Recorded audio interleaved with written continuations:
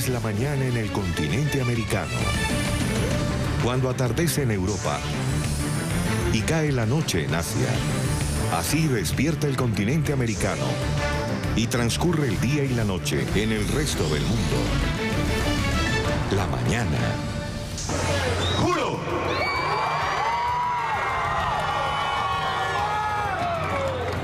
Asumir formalmente las competencias del Ejecutivo Nacional como el presidente encargado de Venezuela. El Parlamento Europeo ha reconocido a Juan Guaidó como presidente interino legítimo de Venezuela tras constatar que Nicolás Maduro ha rechazado públicamente la posibilidad de celebrar nuevas elecciones presidenciales tras el ultimátum que le dio en su momento la Unión Europea. Socialistas, populares, liberales, conservadores han pactado esta resolución para reconocer a Guaidó como el líder del país y convocar a unas nuevas elecciones. El presidente del Parlamento Europeo, Antonio Tajani, celebró el resultado de la votación. Ha dicho textualmente: el Parlamento Europeo es la primera institución que reconoce a Juan Guaidó y animamos al resto de las instituciones para que hagan lo mismo cuanto antes. Esta resolución fue aprobada con 439 votos a favor, 104 en contra y 88 abstenciones. Los eurodiputados están insistiendo a la jefa de la diplomacia, a Federica Mogherini, y a los demás países de la Unión Europea a adoptar esta posición firme y unificada. Reconocer a Juan Guaidó como presidente interino de Venezuela hasta convocarse nuevas elecciones. La 16ª reunión de la Asamblea Kazajstán, Parlamento Europeo. Arrancamos así con esta información la mañana de NTN 24 en este jueves. Ya estamos cerrando el mes de enero en el 2019. Ruth del Salto los saluda y vamos a tratar temas del acontecer mundial. Nos focalizamos en Venezuela para empezar, donde el régimen de Maduro ha atacado a la libertad de prensa en medio de esta crisis política que se vive en el país. Otro grupo de periodistas ha sido retenido por el Servicio de Inteligencia chavista o madurista mientras cubrían las marchas de este miércoles en Venezuela. Se trata de los colombianos Maurén Barriga Vargas y Leonardo Muñoz y el español Gonzalo Domínguez. Estos comunicadores están adscritos a la agencia de noticias EFE. El canciller colombiano, Carlos Solmes Trujillo, ha confirmado y ha rechazado la detención al tiempo que exigió respeto por su integridad y la libertad de prensa. España y la Unión Europea se unieron al pedido de Colombia, han instado a Maduro a liberar a estos reporteros de inmediato. Gobierno de Colombia rechaza detención arbitraria en Venezuela de 2 periodistas y fotógrafo de EFE Noticias, colombianos Maurén Barriga y Leonardo Muñoz, y español Gonzalo Domínguez. Exigimos liberación inmediata y respeto a sus vidas. El gobierno de Colombia está endureciendo las medidas frente al régimen madurista. Al menos 200 personas, dirigentes del régimen o colaboradores del madurismo, no podrán entrar a territorio colombiano. Nicolás Maduro, Diosdado Cabello y Delcy Rodríguez encabezan esta lista en la que también hay importantes empresarios. El director de Migración Colombia, Christian Kruger, ha asegurado que esta lista podría ampliarse incluso o reducirse de acuerdo a la situación interna de Venezuela. Esta lista la encabezan Nicolás Maduro, Diosdado Cabello, Delcy Rodríguez. Son más de 200 personas las que están ahí, que no pueden ingresar a nuestro país, y los que estén de esa lista en nuestro territorio serán expulsados por discrecionalidad y soberanía del territorio. Queremos tranquilidad para el país.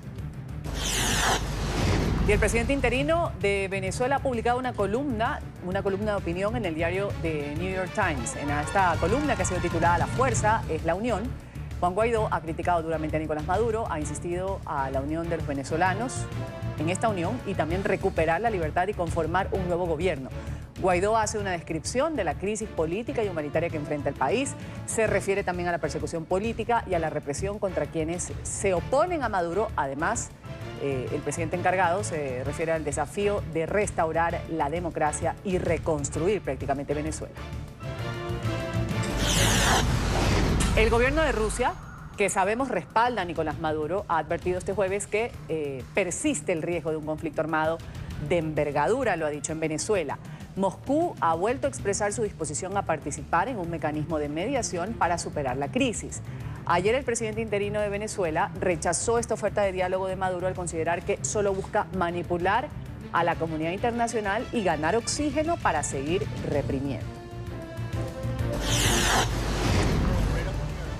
Otros temas: frío mortal, al menos 12 fallecidos. Ha dejado hasta el momento el vórtice polar que azota el centro oeste de Estados Unidos. La mayoría de las víctimas mortales se han registrado por accidentes de tráfico. En varias ciudades como Chicago, la sensación térmica roza los 50 grados bajo cero. La policía alerta del peligro que supone conducir, ahí lo vemos en las autopistas, que está cubierta de hielo y con muy poca visibilidad. Las gélidas temperaturas, las más bajas que se suelen registrar en el Polo Sur o Alaska, han paralizado por completo las principales ciudades de la región. Estas imágenes, unas imágenes satelitales, ahí nos muestran los estados afectados por la masa de aire ártico proveniente del Polo Norte.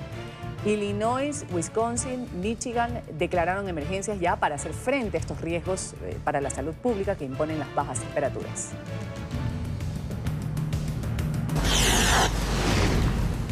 Y unidades de bomberos en New Jersey están luchando contra este incendio en una fábrica de papel. Las llamas comenzaron aproximadamente a las 5 de la tarde de este miércoles y hasta ahora no han podido ser controladas. Las condiciones del clima están dificultando los trabajos para extinguir el fuego.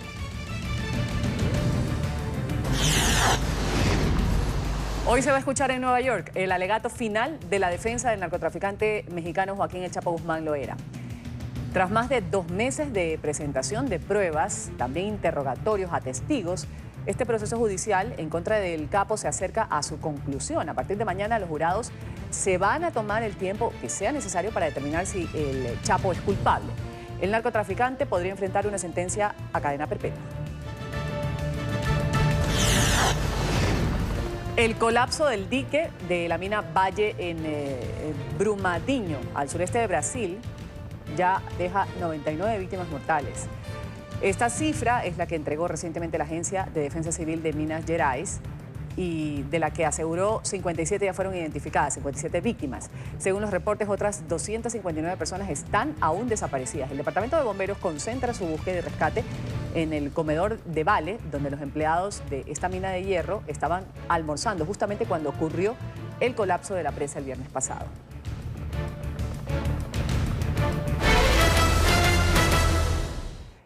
El Pleno del Parlamento Europeo ha aprobado el día de hoy una resolución en la que reconoce a Juan Guaidó como el presidente interino legítimo de Venezuela y pide a la alta representante para la política exterior, Federica Mogherini, que haga lo mismo en nombre de la Unión Europea en su conjunto. Esta resolución también pide a los gobiernos de los Estados miembros que reconozcan como presidente a Guaidó hasta que el país pueda celebrar estas elecciones presidenciales libres y legales. Vamos a saludar hasta ahora a Marcelo Moncayo, quien nos tiene el reporte desde Europa, en España particularmente. Adelante, Marcelo.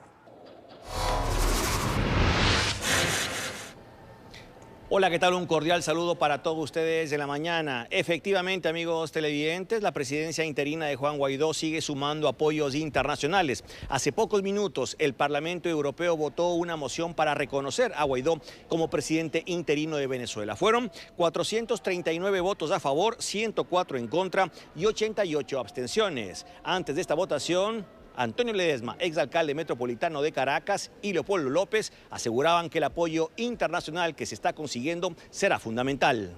Puedo decir que todo indica que Maduro y su camarilla viven su ocaso. Estamos viendo las horas postreras de esta narcotiranía. Puede ser que en pocas horas resolvamos lo que por muchos años hemos venido padeciendo. Me parece extraordinario que por fin esté llegando este reconocimiento.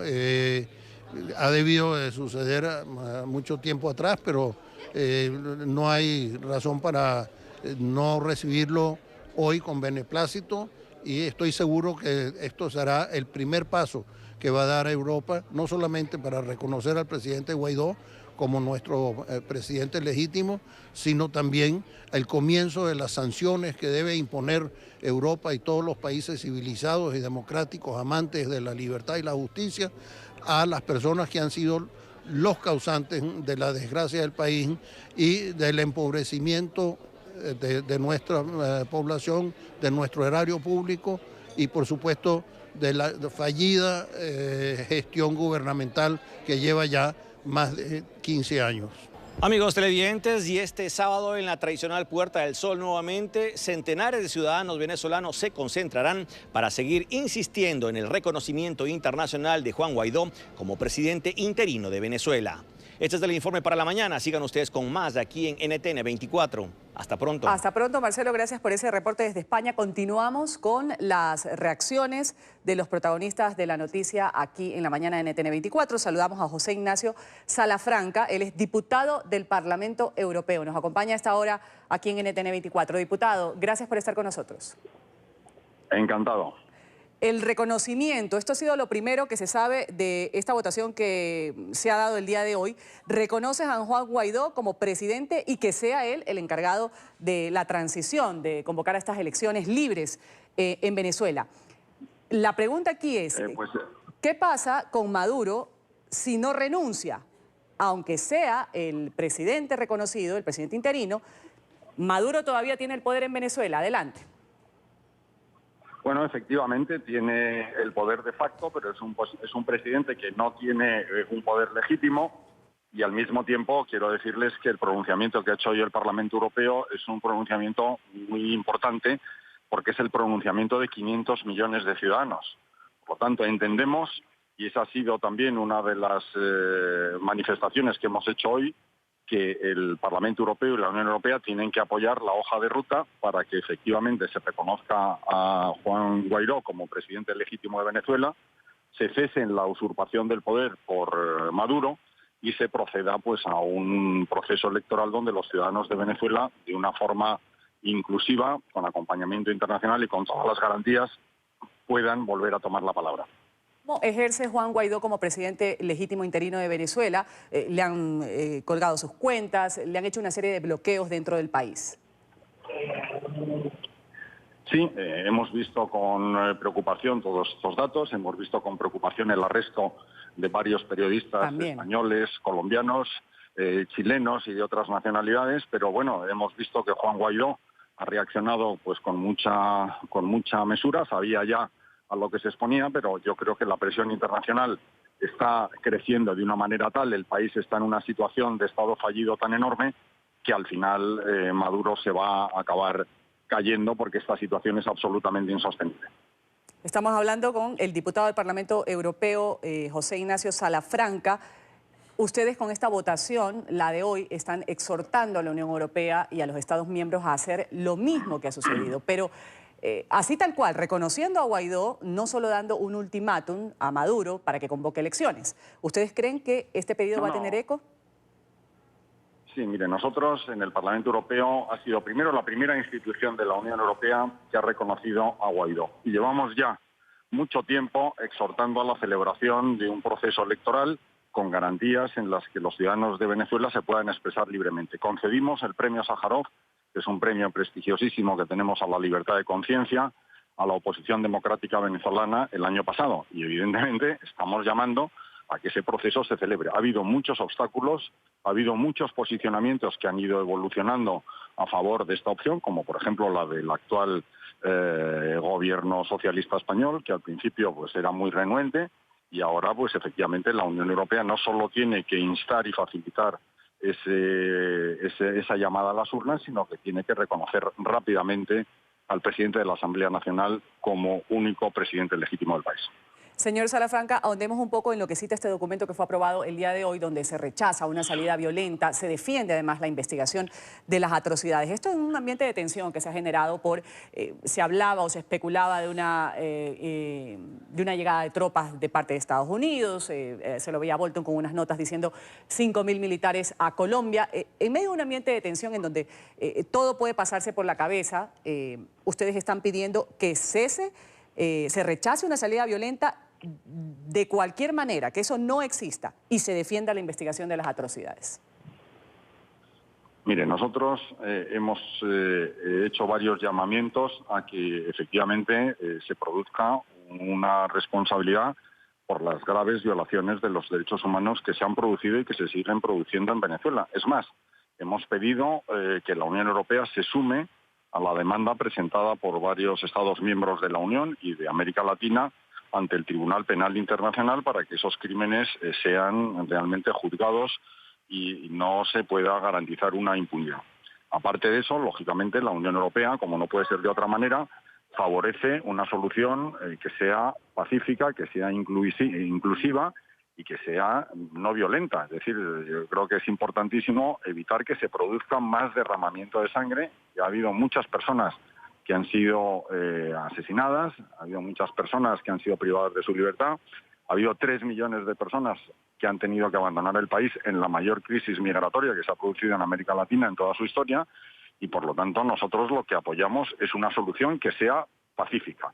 Pero claro, entendemos también que cuando hay una persona que sigue vulnerando los derechos fundamentales, que no se quiere mover, que no quiere escuchar el grito de libertad de su pueblo, que no quiere atender las recomendaciones de la comunidad internacional, pues habrá que seguir haciendo presión, habrá que seguir, si esta situación no se resuelve satisfactoriamente, pues incrementando la vía de las sanciones. Pero por supuesto que nosotros apoyamos una solución pacífica que permita hacer esta transición democrática y satisfacer estas ansias de libertad del pueblo venezolano. Diputado Salafranca, ¿qué diferencia la situación de ahora, lo que se está viviendo actualmente en Venezuela, siendo Juan Guaidó reconocido el presidente legítimo interino de Venezuela hasta que se convoquen las elecciones, con otras del pasado, en donde también la comunidad internacional ha presionado para que salga Maduro o desconociendo, por ejemplo, su segundo periodo de presidente? ¿En qué diferencia el momento actual que vive Venezuela con otros? Bueno, yo creo que estamos en una situación límite desde el punto de vista económico, desde el punto de vista humanitario y desde el punto de vista de la tensión política. Y aparte, es decir, cuando a uno se le están cerrando todas las ventanas de conexión internacional, hemos visto las sanciones que han adoptado los Estados Unidos y el bloqueo de las cuentas de PDVSA, etcétera, etcétera. Es decir, es una situación insostenible donde el régimen está dando las últimas bocanadas para intentar mantenerse solamente sobre la fuerza y sobre la imposición del terror a los disidentes. Esta es una situación insostenible y nadie va a poder sofocar las ansias de libertad del pueblo venezolano. La diferencia, pues que, bueno, una vez cerrado el acceso al crédito internacional, una vez cesado el reconocimiento de este gobierno, incluso por aquellos gobiernos que eran más comprensivos con esta situación, que era absolutamente inaceptable, pues me parece que con la declaración que haya hecho el Parlamento Europeo, los representantes diplomáticos acreditados ante el Parlamento y esperamos que pronto ante el resto de las instituciones, pues sean los representantes del gobierno legítimo. Por lo tanto, es que no tiene ni siquiera el respirador artificial y tengo la impresión, como le decía, que estamos asistiendo a un fin de régimen y ojalá que esto se produzca de la manera menos traumática y más pacífica posible. Diputado Salafranca, José Ignacio Salafranca, miembro del Parlamento Europeo, gracias por habernos dedicado estos minutos aquí en NTN 24 para todo el continente americano y el mundo que nos ve en distintas partes del mundo. Gracias porque sabemos que usted está en este momento ya yendo a abordar un vuelo desde Bruselas hasta España. Muchas gracias por actualizarnos un poco sobre lo sucedido el día de hoy en el Parlamento Europeo. Muchas gracias a ustedes y han tenido una actitud también muy comprometida y muy valerosa en Venezuela de la que hemos sido testigos privilegiados. Buen día. Vamos ahora a ver la reacción que ha tenido en redes sociales el presidente interino, Juan Guaidó. Ha agradecido el reconocimiento del Parlamento Europeo. Lo ponía así. Hemos dado un gran paso en nuestra lucha por la democracia. Agradecemos la decisión del Parlamento Europeo de reconocer todo el esfuerzo que hemos llevado adelante los venezolanos por la restitución del orden constitucional en nuestro país.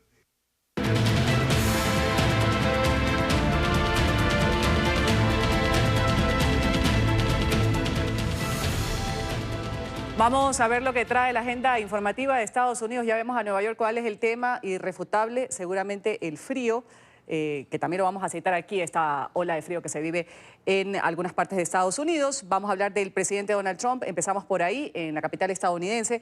Aplaudió las grandes protestas que se han celebrado en Venezuela en los últimos días, justamente contra Nicolás Maduro. Él ha dicho que las interpreta como un comienzo de la lucha por la libertad. Emiliana Molina tiene la palabra hasta ahora. Emiliana.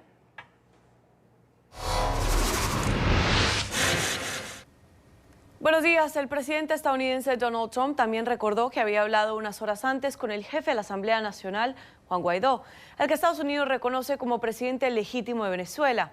La conversación ocurre en medio de visitas de altos funcionarios venezolanos del gobierno de Guaidó a la Casa Blanca, el Congreso de Estados Unidos y el Departamento de Estado, mientras que continúa la presión contra Nicolás Maduro para lograr una transición a un gobierno electo democráticamente. John Bolton, el asesor de seguridad nacional, también mencionó que el día de ayer se reunió con nuevos miembros de la Junta Ejecutiva de Citgo. Hablé hoy con el presidente interino venezolano Juan Guaidó para felicitarlo por su histórica asunción de presidencia y reforzar el fuerte apoyo de Estados Unidos a la lucha de Venezuela para recuperar su democracia. Grandes protestas en toda Venezuela hoy contra Maduro. La lucha por la libertad ha comenzado. Estados Unidos continúa trabajando para asegurar que los beneficios económicos de los recursos de Venezuela no sean robados por Maduro y sus cómplices. Una reunión muy productiva esta tarde con miembros del equipo ejecutivo de Citgo. Si alguien está sufriendo el desastre de este gobierno es la Fuerza Armada. Y lo que queda es una combinación de la noción de disciplina militar. Los militares están acostumbrados a obedecer y así debe ser. En segundo lugar, la horrible represión que se ha ejercido contra los que disienten.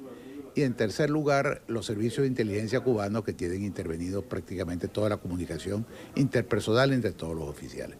Esa es la única explicación por la cual esa inmensa mayoría de oficiales que quiere salir de Maduro todavía se mantiene aparentemente leal al régimen. Ambos líderes acordaron por teléfono mantener la comunicación regular para apoyar el regreso de Venezuela a la estabilidad. Guaidó se juramentó como presidente encargado interino de Venezuela el pasado 23 de enero al invocar 2 artículos de la Constitución venezolana y considerar ilegítima la toma de posesión de Maduro el 10 de enero. Desde Washington, Emiliana Molina, regreso al Centro Internacional de Noticias.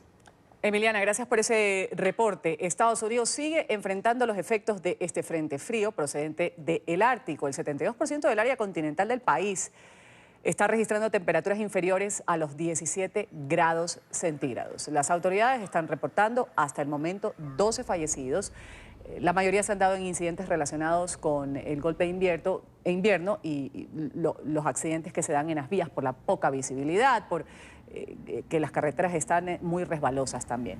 Nuestro periodista Alejandro Rincón se puso su chaqueta más gruesa y sale a reportarnos a pesar del frío. Alejandro, tú tienes la noticia hasta ahora.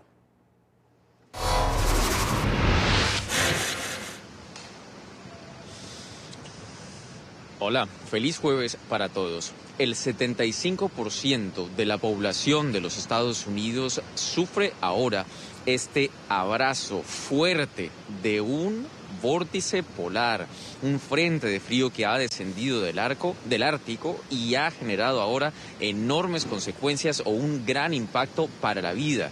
Estamos hablando de más de 200 millones de personas que ahora mismo buscan la mejor manera de sentir algo de alivio ante este intenso golpe de frío. Por ejemplo, impactos claros para la vida. El tráfico aéreo, más de 4.000 vuelos se han visto cancelados o han sufrido retrasos en toda la región cubierta por este frente de frío del Ártico. También hay 10 estados de la Unión Americana en donde no puede funcionar el servicio habitual de correo porque las condiciones para los trabajadores no son las suficientes para poder desempeñar sus labores. También ha habido cortes de electricidad y también algunos tipos de bloqueos en las regiones donde, por ejemplo, las precipitaciones de nieve han sido verdaderamente notables. En ciudades grandes de la Unión Americana como Chicago, por ejemplo, en las últimas horas se registraron temperaturas tan bajas como los menos 32 grados centígrados. Aquí en la ciudad de Nueva York, este frente frío en el transcurso del jueves tiene su mayor impacto a esta hora del día, cuando miles de personas están ahora en camino a estudiar o a trabajar o simplemente van en transcurso al lugar donde deban ir. Ahora estamos enfrentando temperaturas de menos 24 grados centígrados. ¿Cómo enfrenta la gente en una ciudad como Nueva York estas condiciones de temperatura? Simplemente fíjense en la escena detrás de mí. Gorros, guantes obligatorios, capas de ropa varias. La exposición de la piel a estas condiciones tan bajas de temperatura generalmente duele. Siente, por ejemplo, uno que la cara casi como que se le corta. Justo estas condiciones son las que llevan a las autoridades estatales a hacer llamados de atención a la precaución para evitar riesgos innecesarios. Este ha sido el último mensaje que ha entregado el gobernador del estado, Andrew Cuomo. Esto es algo que está sucediendo de forma diferente acá, porque tenemos una frecuencia de estas tormentas y una intensidad inusual que está incrementando. La combinación de viento con nieve está generando bajas temperaturas como las hemos visto en los últimos días, y esto ha hecho que la situación sea mucho más complicada que en el pasado. Esto es realmente algo que necesita ser tomado en serio, y todo el gobierno y mi administración está tomando las medidas necesarias para llevar a cabo todas las acciones necesarias para que permanezca toda la ciudadanía segura. Para el transcurso de las próximas horas, la temperatura seguirá descendiendo y aproximadamente al mediodía pudiéramos llegar a estar cerca de la sensación térmica alrededor de los menos 30 grados centígrados. Es verdaderamente un duro golpe de frío, al menos el más intenso que hayamos tenido en el transcurso de este invierno aquí en la ciudad de Nueva York. Ruth. Justamente, Alejandro, dicen que las bajas temperaturas o extremas, como se están dando, tú bien lo citas, crean problemas con infraestructura de las que dependen los humanos, lo citan. El frío intenso puede derribar líneas eléctricas por el peso del hielo, la nieve, lo que causa cortes de energía. Tuberías sin aislamiento se pueden congelar y explotar. ¿Algún tipo de recomendaciones que hayan dado las autoridades con respecto a estos efectos? Además, por supuesto, del humano que está en este riesgo y llamado también a protegerse. Hay uno de estos efectos de los cuales tú mencionas y está relacionado con algo que ha sido reportado en Chicago en las últimas horas. Se han reportado criosismos, un fenómeno completamente fuera de lo común, pero que tiene que ver precisamente por esa presión del agua en las tuberías, que al congelarse y recuperar su temperatura, subir y bajar, genera estallidos dentro de las tuberías que son similares a sismos.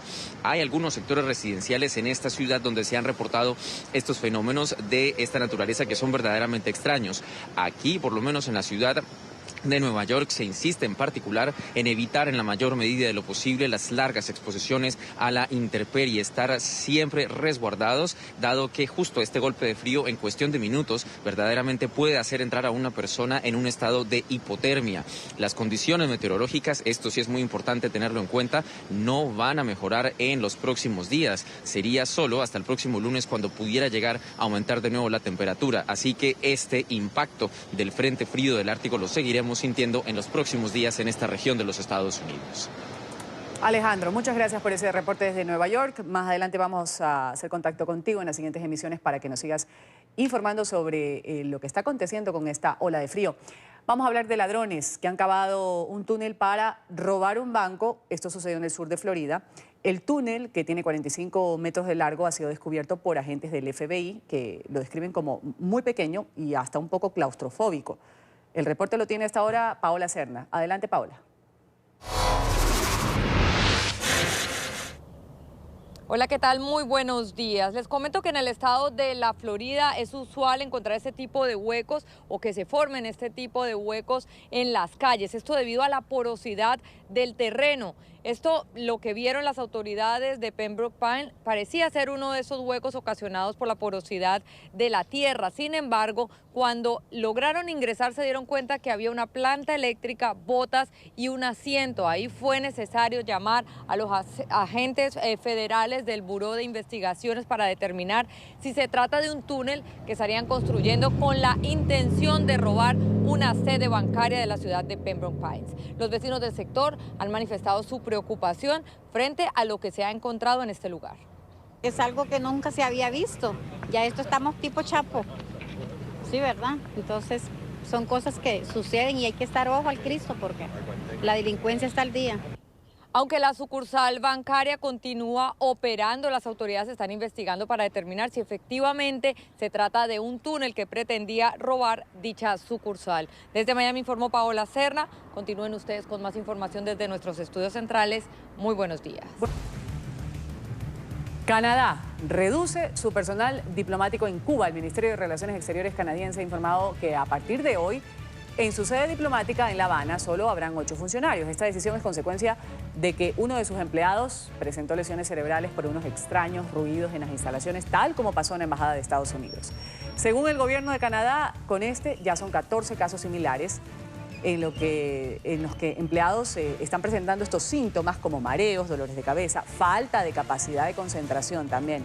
Sobre los ataques sónicos que se registran desde el 2017, Cuba ha negado cualquier tipo de conexión.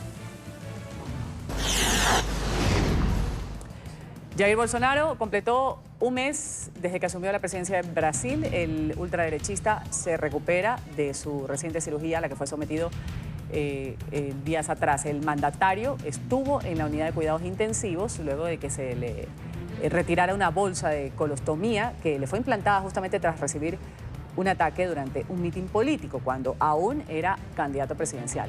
Bolsonaro va a volver a las labores de manera progresiva, se va a comunicar con sus ministros a través de videollamadas, según lo ha informado el vocero de la presidencia. Se estima que el jefe de Estado del gigante sudamericano permanezca hospitalizado durante los próximos 9 días. El próximo encuentro entre el presidente de los Estados Unidos, Donald Trump, y el líder de Corea del Norte, Kim Jong-un, se va a celebrar en algún lugar de Asia a finales de febrero. Así lo aseguró el secretario de Estado de la Unión Americana, Mike Pompeo. En una entrevista televisiva, el jefe de la diplomacia estadounidense también señaló que un equipo de su país ha sido enviado para trabajar en la agencia de la cumbre entre ambos mandatarios. Tras conocerse la noticia, medios internacionales están especulando sobre el país que acogería esta nueva reunión entre Trump y Kim. Creo que tendremos una cumbre a fin de mes. Ese es el plan. Eso es lo que los norcoreanos han acordado ahora. Es lo que hemos acordado con ellos también. Lo haremos en algún lugar de Asia. Así que creo que luce todo muy bien. Estoy enviando a un equipo allí. Todo el gobierno de los Estados Unidos trabajará con los norcoreanos para llevar a cabo la cumbre y cumplir con nuestros compromisos de desnuclearizar esa península. El presidente Kim nos ha dicho que está preparado para hacerlo y ahora la misión es cumplir con eso. Hoy comienza en Cartagena, Colombia, el iFestival 2019. Esta es una cita en torno a la palabra, también las ideas. Escritores e intelectuales de distintas partes del mundo se dan cita en este punto de Colombia desde hoy hasta el próximo domingo. Vamos con la cobertura especial de NTN 24 con nuestro enviado especial, Andrés Gil. Andrés, un buen día en Cartagena.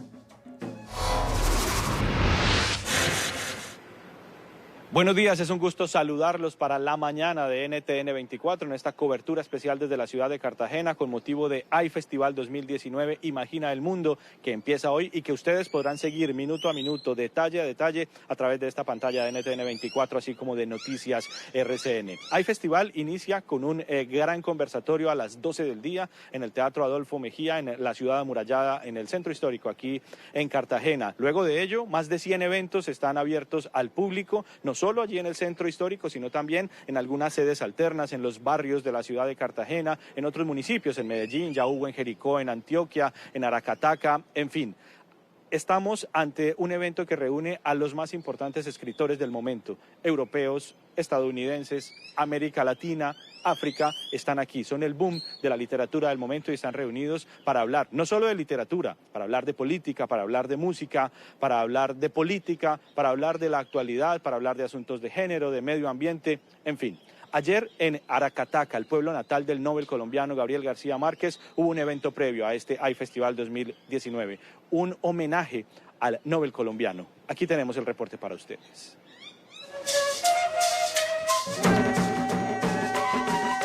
Como en las épocas de la niñez de Gabo, en Aracataca, las figuras de las mariposas amarillas volvieron a aparecer al son de la música caribeña. Era el anuncio de que el iFestival volvió a Macondo. Que Aracataca sea el preámbulo del gran encuentro literario que se hace en Cartagena. Y debe serlo porque de aquí viene la literatura más importante de Colombia. Es el reconocimiento que se le hace al municipio de Aracataca, la tierra donde fue parido el Premio Nobel de Literatura. Y yo creo que esto es muy importante que se haya institucionalizado el primer día del iFestival aquí en el municipio. Se trató de la visita anual del festival como homenaje al hombre que tomó lo mejor de su tierra y su gente para crear el realismo mágico. García Márquez se sintonizó muy temprano con esa forma en que los pueblos de nuestro litoral entienden la cultura como una expresión de resistencia. Durante la celebración del High Festival en Aracataca, se intentó motivar la participación más activa de los niños y jóvenes colombianos en la literatura. Es un proyecto en reconocimiento, por supuesto, a Aracataca, en reconocimiento a la importancia de las letras en el país. El High Festival le cumplió una vez más a Gabo, a su tierra y a su obra. Esta noche en el Centro de Convenciones de Cartagena será el concierto inaugural a cargo de nada más y nada menos que el merenguero dominicano Wilfrido Vargas. El maestro Wilfrido cantará para los asistentes al High Festival y además mañana tendrá un conversatorio en el marco de este mismo evento.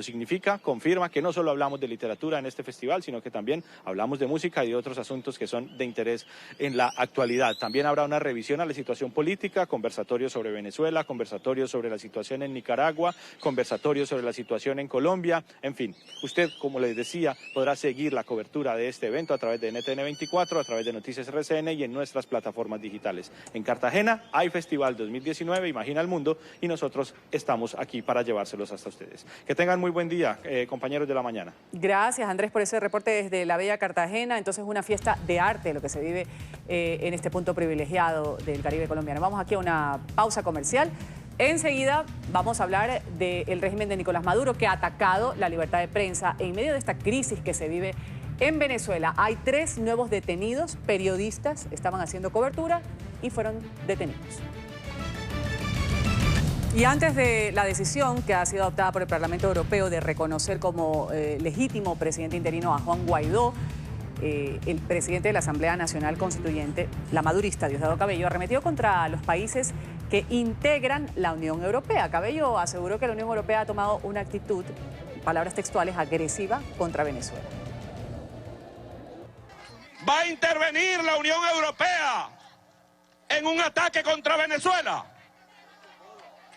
Porque yo le voy a decir a los hijos, que aquí hay muchos, a los hijos de los italianos que viven aquí en Venezuela, los nietos de los italianos, que por ser hijos de italianos o de españoles o de portugueses son también europeos.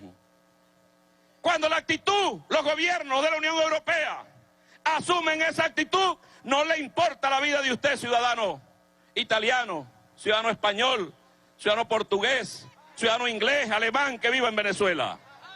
No, pero los que están agresivos son los europeos, no confundamos.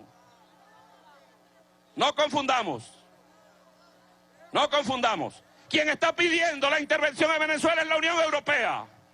No le importa la vida de sus nacionales aquí en tierra venezolana. Porque no hay bomba, solo mata chavistas o solo mata venezolanos. No existe esa bomba.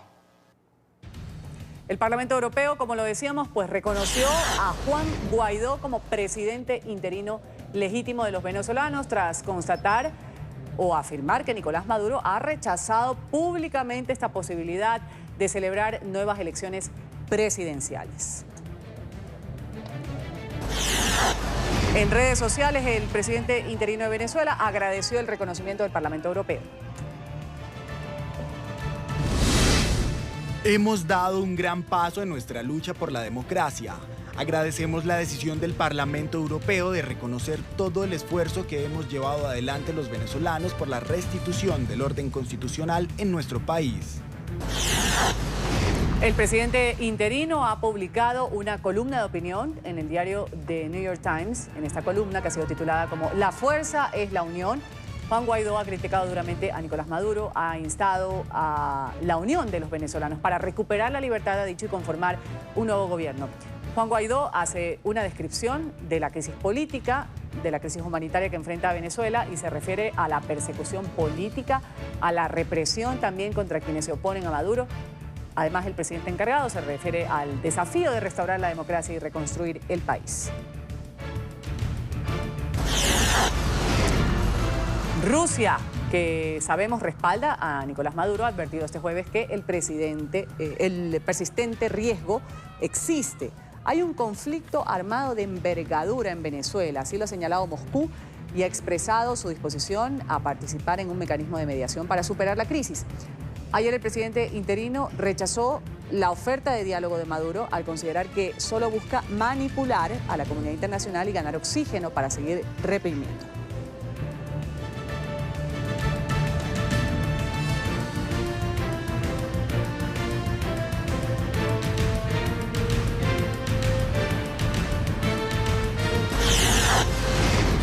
El Servicio Bolivariano de Inteligencia ha detenido a estos 3 periodistas de la agencia de noticias EFE. Los detenidos son 2 colombianos y un español. Según los periodistas de EFE en Caracas, miembros del Servicio Bolivariano de Inteligencia Nacional se presentaron anoche en la oficina de la agencia, donde arrestaron al español Gonzalo Domínguez Loeda, a la colombiana Maureen Barriga Vargas, y dijeron que el otro periodista fue detenido en cambio por la Dirección de Contrainteligencia Militar. Los agentes del SEBIN ordenaron a estos comunicadores que los acompañaran al hotel donde se alojaban en la capital venezolana para, según lo afirmaron, recojan sus pertenencias y luego se los llevaron detenidos para interrogaciones. Bueno, como pueden ver, la gente pide libertad. Siguen las detenciones de periodistas extranjeros en Venezuela. La agencia de noticias EFE denunció que fueron detenidos 3 de sus reporteros, entre ellos 2 colombianos, el fotógrafo Leonardo Muñoz y la reportera Maureen Barriga. Nos dieron algunas informaciones y esperamos que esta situación se pueda resolver lo más pronto posible, respetando la integridad física y los derechos humanos de nuestros compañeros. Según los primeros datos, Leonardo Muñoz fue detenido por la Dirección de Contrainteligencia Militar, mientras que Maureen Barriga y su colega español Gonzalo Domínguez fueron arrestados por el Servicio Bolivariano de Inteligencia Nacional, que llegó en horas de la noche a su oficina. Esta noche se presentaron en las oficinas de la agencia en la capital venezolana y arrestaron además a otros 2 periodistas de EFE en Bogotá que habían viajado a cubrir la crisis. El director de la agencia EFE pidió el respeto a los derechos humanos de todos los comunicadores. Esperamos que podamos tenerlos de regreso prontamente en Colombia sanos y salvos.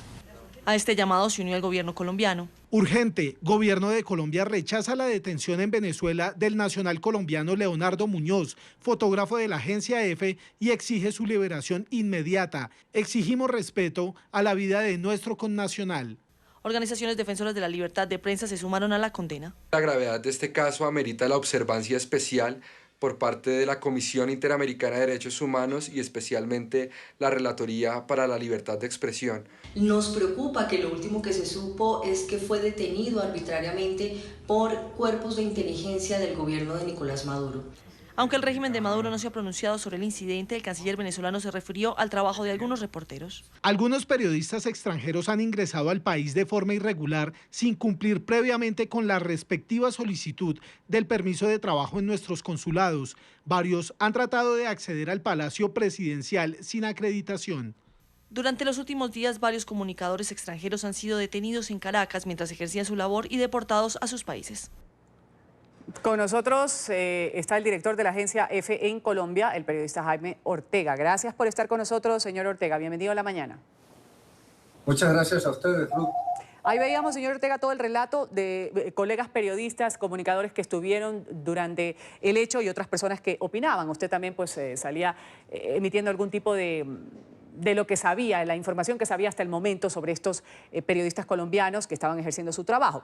¿Qué es lo que se sabe hasta ahora, Jaime, de estos 2 colegas? Bueno, lo que sabemos es muy poco, que fueron detenidos los 3 ayer en 2 circunstancias diferentes. Leonardo Muñoz, el fotógrafo, mientras hacía la cobertura de las manifestaciones opositoras de ayer en Caracas, en el barrio de Petare, y Gonzalo Domínguez y Maureen Barriga fueron detenidos por la noche en el hotel. A ellos se les pidió se les ordenó que recogieran sus pertenencias y que acompañaran a 5 agentes del SEBIN que se presentaron armados a buscarlos y se les condujo al centro de detención del Helicoide y allá permanecen hasta este momento. La información que tenemos es que hoy serían deportados y que el gobierno venezolano, por medio de una fuente diplomática colombiana, dijo que se les estaban respetando los derechos humanos y esperamos que hoy en el transcurso del día efectivamente se les deje en libertad y se les respete su integridad y bueno, dadas las circunstancias, que los deporten, que es lo que podemos esperar. ¿Bajo qué figura se detiene a estos periodistas? ¿Qué estaban haciendo? ¿A qué fueron a Venezuela? Bueno, los 3 hacen parte de la oficina de la agencia EFE en Bogotá y viajaron a Caracas para apoyar a los compañeros de la oficina de allá en la cobertura de la crisis, porque esto tampoco es la primera vez que lo hacíamos. Ya lo hemos hecho varias veces en años anteriores. De hecho, Gonzalo Domínguez, uno de los detenidos anoche, estuvo el año pasado durante más o menos 20 días en Caracas en la cobertura de las protestas. Y lo hacemos porque es un trabajo muy desgastante, muy prolongado en el tiempo, y la gente que está en la oficina en Caracas, como en los otros medios, se agota de estar todos los días en esa dinámica, por así decirlo, y para que ellos puedan descansar y puedan tener relevos, y al mismo tiempo nosotros poder tener otras visiones de lo que sucede en el país. Hablemos un poco del perfil de los colombianos de la agencia de noticias EFE, que como usted bien dice habían ido a cubrir lo que sucede en Venezuela, una labor que se hace constantemente, que se hacen relevos también para los periodistas, dadas las circunstancias que no son nuevas, las situaciones quizás se presentan de formas diferentes, pero ya la crisis en Venezuela tiene algunos años, con gente en la calle, protestas, peticiones de salida del régimen de Nicolás Maduro. Hablemos del perfil de la colombiana, Maureen Barriga Vargas, y del señor Muñoz. ¿Cuántos años tienen? Uno era fotógrafo, la experiencia en el periodismo. Bueno, Maureen es de Cartagena. Entró en EFE haciendo un máster en Madrid en el año 2005-2006, si no estoy mal, y desde 2008, cuando se creó el servicio de vídeo de EFE, se incorporó a la oficina de Bogotá justamente porque venía de hacer esa preparación en Madrid. En cuanto a Leonardo Muñoz, es de Bogotá, es fotógrafo de una familia de periodistas y de fotógrafos. Uno de sus hermanos es fotógrafo y camarógrafo también de agencias de noticias. Otro hermano trabajó en EFE y es periodista también. Y bueno, Leo lleva con nosotros desde hace aproximadamente 10, 11 años. Está asignado como fotógrafo de Bogotá y tiene mucha experiencia en la cobertura de diferentes actividades, desde proceso de paz, conflicto armado, Juegos Olímpicos, visitas papales. Es un fotógrafo bastante versátil y con muy buen ojo. Estamos dialogando aquí con Jaime Ortega, él es el director de la agencia EFE en Colombia, donde laboran estas dos personas, dos comunicadores que han sido detenidos en Venezuela. Jaime, ¿qué reflexión le deja a usted? No es la primera vez que sucede, seguramente la última tampoco, en el régimen de Nicolás Maduro. Van estas personas a cubrir a su labor, a su oficio, a informar lo que está sucediendo en Venezuela, en el acontecer político, en lo social, en las calles, y resultan detenidos. ¿Qué le deja a usted eso? ¿Seguir? Bueno, ¿seguir o de pronto decir, tendremos que buscar otra estrategia para protegerlos? Mire, no, nosotros evidentemente vamos a seguir informando desde Venezuela. Nuestra oficina ya está abierta y continuará abierta haciendo las informaciones. Evidentemente, si ellos son deportados, pues esto nos producirá un bajón en la información en estos días mientras logramos rehacer el equipo. Estamos viendo las posibilidades con la dirección en Madrid de enviar personas de otros lugares porque tenemos ese compromiso con nuestros clientes y con la libertad de información, de informar lo que ocurre en el país. Esta es una situación muy lamentable sobre la cual no quiero especular, pero pues es muy triste y lamentable que en pleno siglo XXI, en un país de América Latina, la libertad de prensa y la libertad de información y la libertad de movimiento de las personas se vulnere de esta manera. Vamos a agradecer, ha estado con nosotros, acompañándonos aquí Jaime Ortega, director de la agencia EFE en Colombia, hablándonos un poco de la situación, lo que se conoce hasta ahora, no mucho, sobre los periodistas que han sido detenidos el día de ayer en Venezuela. Gracias, Jaime. Vamos a estar contactándonos seguido con usted para ver si tiene alguna novedad al respecto. Muchas gracias a ustedes por el interés, la preocupación y la solidaridad que han mostrado.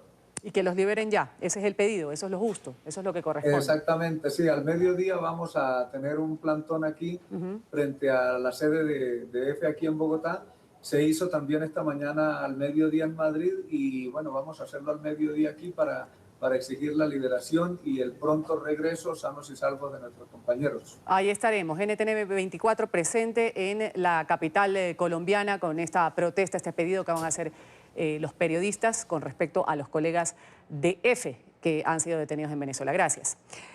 Y también el Parlamento alemán ha abordado esto del reconocimiento de Juan Guaidó como el presidente legítimo interino de Venezuela, como ya lo hizo el Parlamento Europeo. El ministro alemán de Exteriores ha tenido incluso referencias fuertes, palabras contundentes para Nicolás Maduro. Para conocer lo que ha sido este debate en Alemania, vamos a hacer contacto hasta ahora con Juliana González, periodista de nuestra cadena asociada a la Deutsche Welle. Adelante.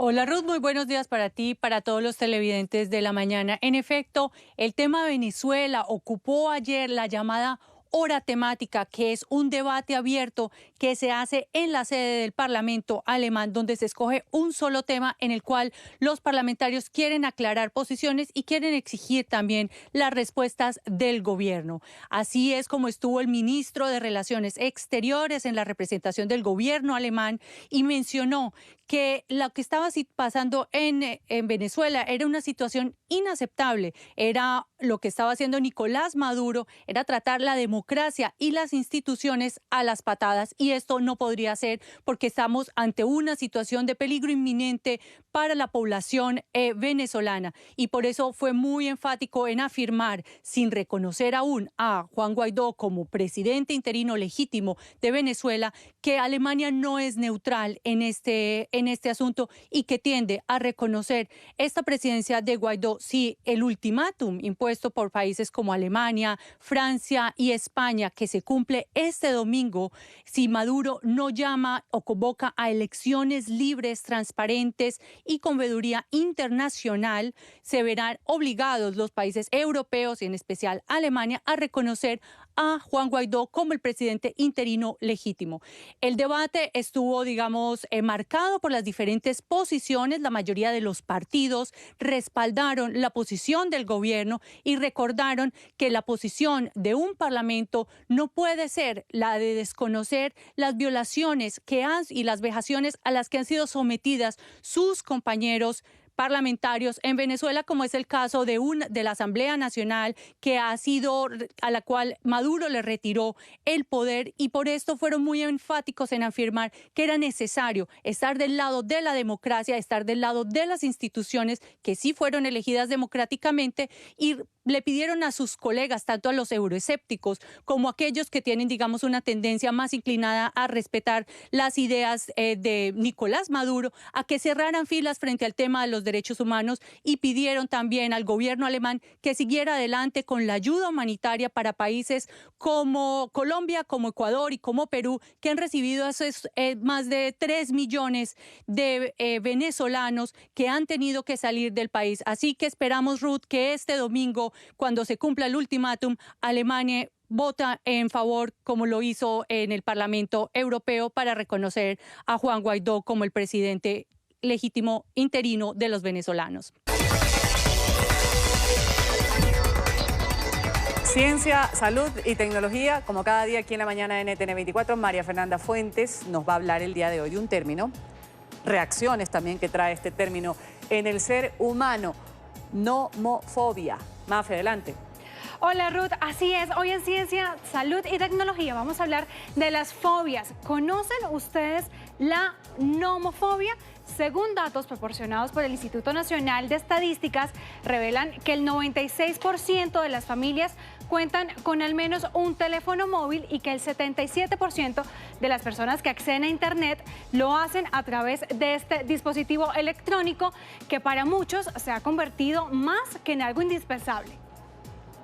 La nomofobia es el miedo irracional a salir de casa sin nuestro teléfono móvil. Los síntomas de este trastorno son sensaciones de ansiedad, taquicardias, pensamientos obsesivos, dolor de cabeza y de estómago. Justamente por este tema, aquí, algo que nos preocupa a todos, vamos a saludar en nuestro set a la psicóloga Gina Vargas. Ella es coordinadora de consejería de la Universidad EAN en Bogotá. Buenos días, Gina, ¿cómo estás? Muchas gracias, buenos días. Bueno, quiero comenzar preguntándote cuáles son esas fobias más comunes para todos nosotros. Mira, las fobias se definen como esos miedos irracionales o esos temores que tenemos los seres humanos ante diferentes situaciones o objetos o algunas vivencias sobre las que no podemos controlar. Eso es una fobia. Y especialmente la nomofobia es algo más, digamos, común de lo que está sucediendo en este momento y está ligado pues a todo este tema del avance de la tecnología y esa relación que hay con el celular ahora que cada vez más es más dependiente. Ahora, el insomnio es una de las consecuencias más frecuentes en los pacientes con monofobia, ¿correcto? Sí, digamos que esa necesidad de estar siempre conectada, digamos que lo que ha generado esta dependencia al celular es precisamente la necesidad de estar con los otros, ¿sí? Y al no poderme conectar, entonces existe, digamos, esa posibilidad de tener, digamos, alteraciones en el sueño, alteraciones en la forma en cómo vivo mi cotidianidad, porque cada vez necesito estar más dependiente. Digamos que la comunicación antes era un canal directo con el otro, ahora el celular se ha convertido como en ese medio por el que yo soy o por el que yo vivo. Ya tú no puedes hacer nada sin celular, todo es a través del celular. De tal manera que cuando no lo tienes o no lo portas, pues empiezan esos miedos, evidentemente, y esas angustias, esas ansiedades, porque dejas de ser tú si no tienes el celular. Gina, ahora, a todos nos pasa. Nosotros estamos en una era donde necesitamos tener siempre el teléfono con nosotros. ¿Cómo debemos empezar a manejar ese tiempo? Si somos muy adictos a él, ¿cómo debemos empezar a irnos desprendiendo poco a poco? Sí, yo creo que una de las mejores estrategias es empezar definitivamente a controlar los tiempos y entender que el celular es un canal, pero no es la vida, digamos. La vida de afuera, la interacción directa con los seres humanos es necesaria, la cotidianidad, el disfrutar, el empezar a vivir, digamos, esas vivencias en la ciudad, en donde estemos con el otro, nos permite empezar a controlar eso. O sea, la vida no puede convertirse simplemente en mi relación con el celular y yo sin él no soy, sí, aunque para algunas personas resulta ser una posibilidad de relación.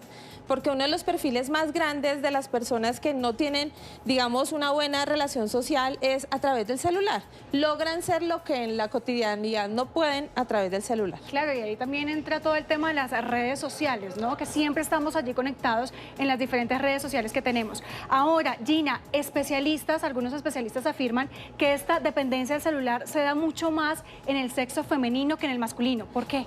Sí, de hecho, digamos, algunas investigaciones plantean que son los jóvenes entre 18 y 25 años los que han generado mayor dependencia.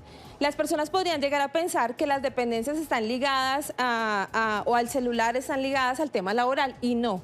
Digamos que los estudios demuestran que las mujeres efectivamente y las personas jóvenes son las que tienden a estar más, digamos, relacionados a través del celular porque pueden expresar o manifestarse de manera más, digamos, abierta o más sencilla y comunicarse al exterior a través del celular. Entonces, ¿cómo yo empiezo a hacer o empiezo a mostrar digamos, lo que en realidad quiero proyectar a través del celular? Y pierdo, digamos, esa manera autónoma de ser en la cotidianidad porque busco una imagen a través del celular. Es decir, ahí nosotros mismos estaríamos dañando nuestras relaciones afectivas en persona, porque estamos todo el tiempo en el celular. ¿Cómo debemos controlarlo? O sea, ¿cómo debemos decirle a estos jóvenes que están en esta etapa de 18 años en adelante que es más importante estar en persona y que es necesario obviamente el teléfono, pero que debemos controlarlo?